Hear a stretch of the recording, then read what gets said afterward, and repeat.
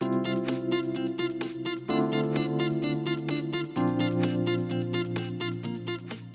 hasta ahora, como cada sábado, le damos la cordial bienvenida al doctor Herbert Cuba García, médico especialista en política de salud pública, comentarista del portal de opinión El Montonero.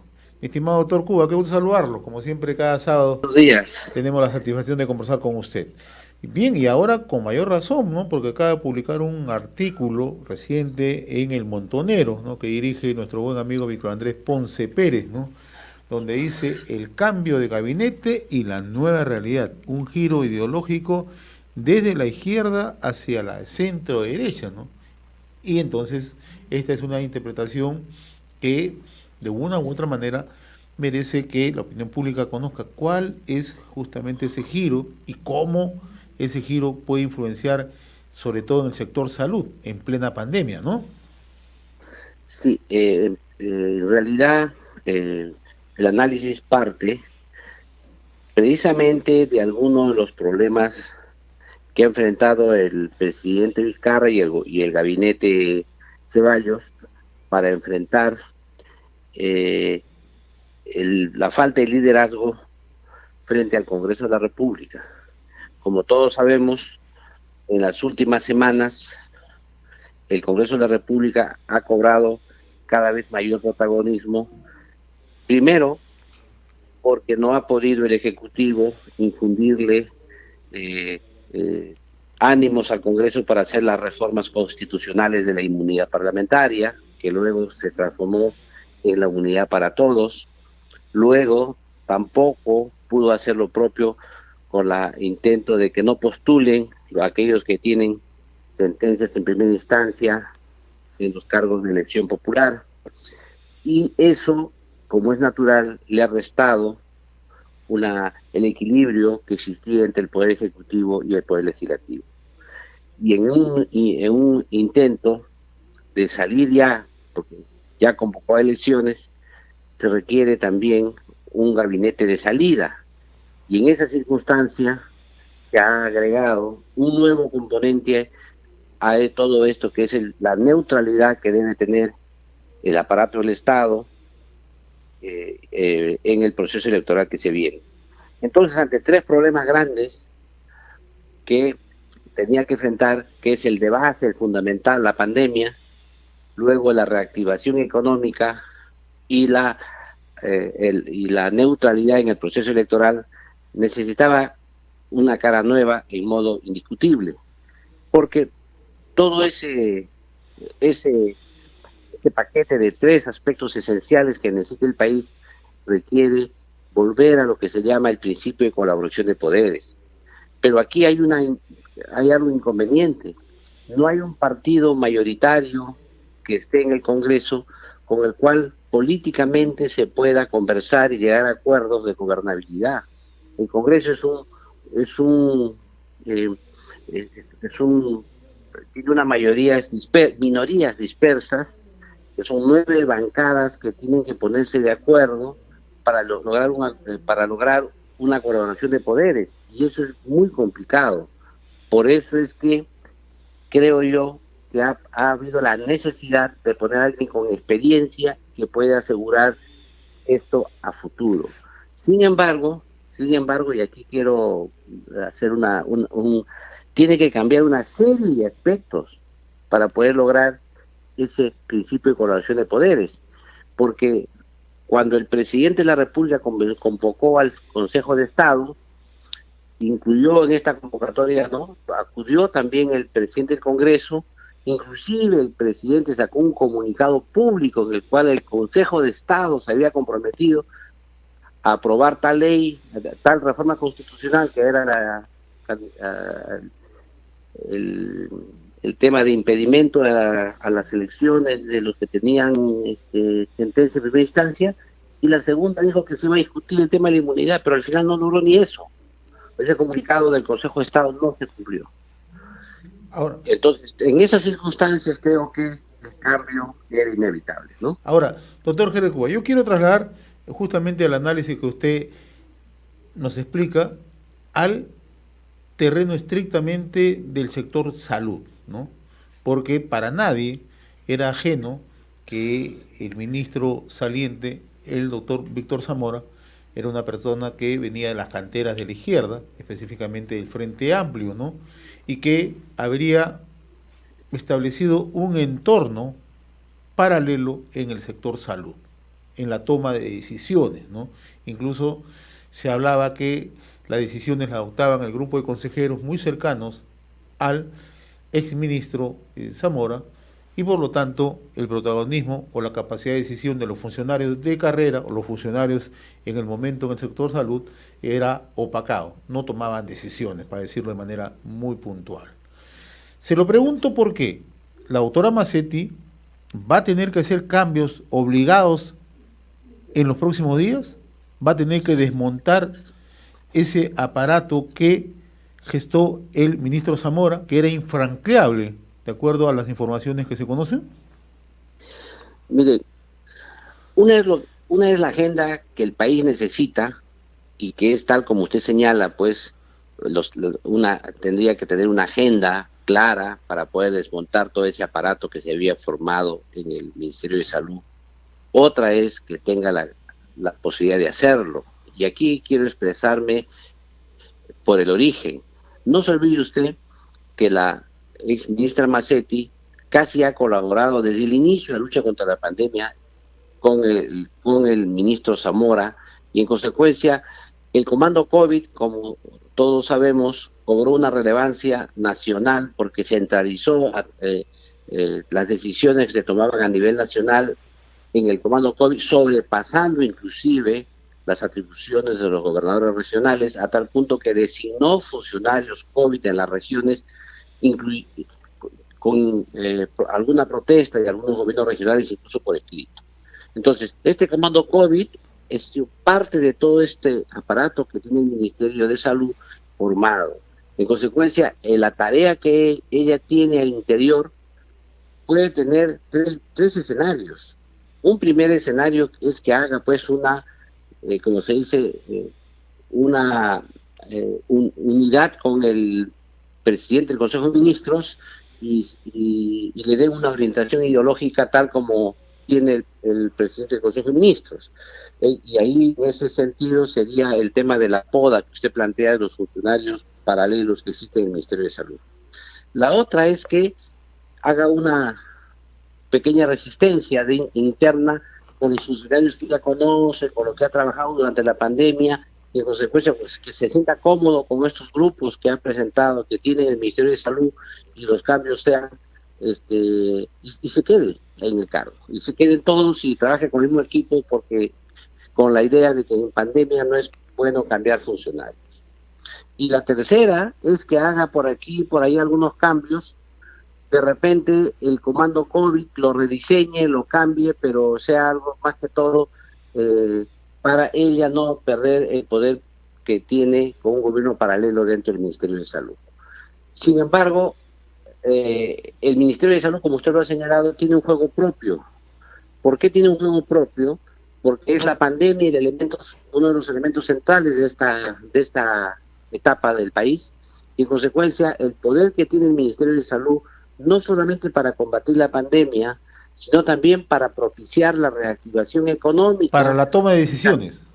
Exacto, para la reactivación económica y para la neutralidad en el proceso electoral, porque no nos olvidemos que el factor salud es clave en este proceso electoral. En consecuencia, yo creo que desde el Ministerio de Salud hay que mirar exactamente qué ocurre en estos días. Desde que ha asumido la doctora Macetti en el cargo de ministra, no hay ningún cambio en el peruano, no ha emitido ningún funcionario nuevo, no ha habido ningún cambio de estrategia, es más, no ha habido ninguna norma que ha sacado al interior, todo ha continuado como está, pero estamos a pocos días.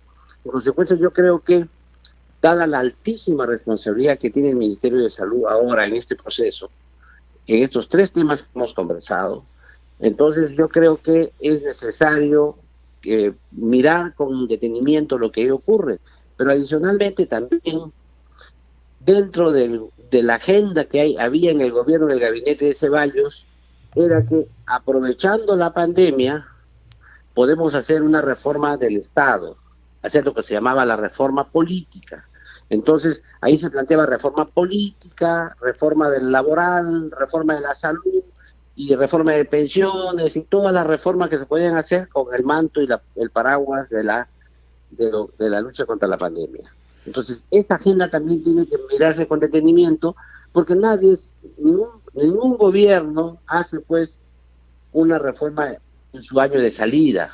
Normalmente las reformas se hacen cuando un gobierno inicia.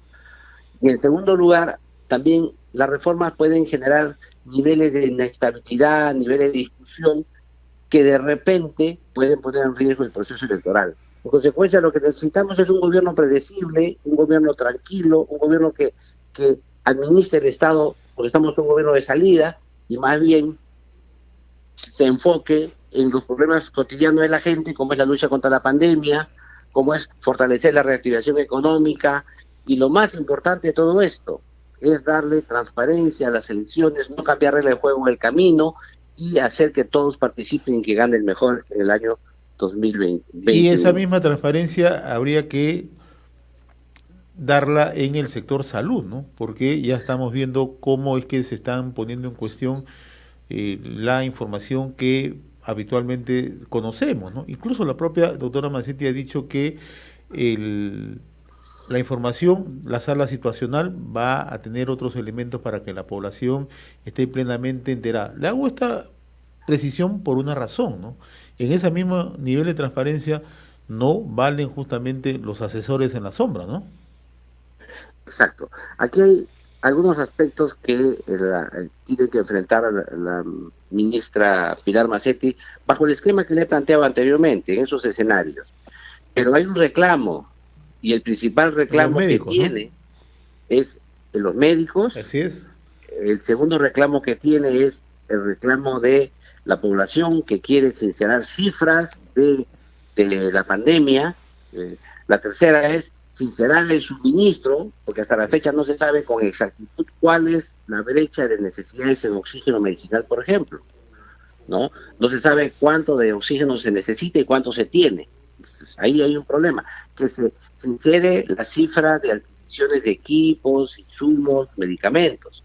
Pero hay algo más, que se sinceren las compras, que se promuevan las investigaciones que inició la Fiscalía, por ejemplo, en los temas de las adquisiciones de mascarillas, el tema del funcionamiento de escenarios y todo eso. O sea, la agenda que tiene la ministra Pilar Mazzetti dentro del Ministerio de Salud va a depender de qué escenario toma ella, porque si ella tomase el escenario que usted auspiciosamente señalaba, que era el relevo de todo ese gobierno paralelo que hay dentro del Ministerio de Salud y volver el gobierno a las instituciones naturales que tiene el Ministerio de Salud, eso sería inevitable. Pero si eso no ocurre, es muy probable que no podamos estar frente a una transparencia en las cifras que tenga que tener el Ministerio de Salud. Ahora, el otro tema, doctor Heber Cuy, aprovecho que usted es especialista en política de salud pública y sabe que la comunicación en salud es vital, sobre todo en las circunstancias que vivimos. Es aconsejable que el presidente salga de manera permanente a hacer ofrecimiento. Tenemos 1.500 camas, ya no tenemos problemas con el oxígeno, vamos a importar oxígeno, el tema de medicamentos está solucionado. ¿O es esto tiene que manejarlo la propia ministra de Salud? Mire, aquí hay dos temas. Uno primero es el mensaje que da el gobierno a la población, y el segundo es el mensaje que da el gobierno a sus funcionarios. Cuando la autoridad suprema del país da ese tipo de mensajes, los funcionarios reciben como una política, como una directiva, que es lo que tienen que decir y hacer lo que dice el presidente, porque de eso se trata el gobierno. Y eso, evidentemente, llevado a una exageración, distorsiona las políticas de gobierno. Genera problemas en los funcionarios, sobre todo intermedios, para ejecutar las políticas. Eso es un primer tema.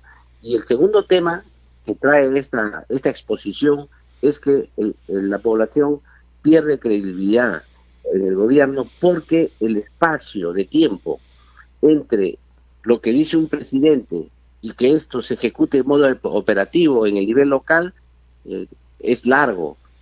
Puede durar, dependiendo de la región que tiene el Perú, si es Lima o es un distrito alejado de la sierra del país. Entonces, ese tiempo que demora en aplicarse y esas distorsiones naturales en el proceso, esas distorsiones, ese ruido que ocurre en la implementación operativa, hace precisamente que al final la población sienta engaño, sienta frustración.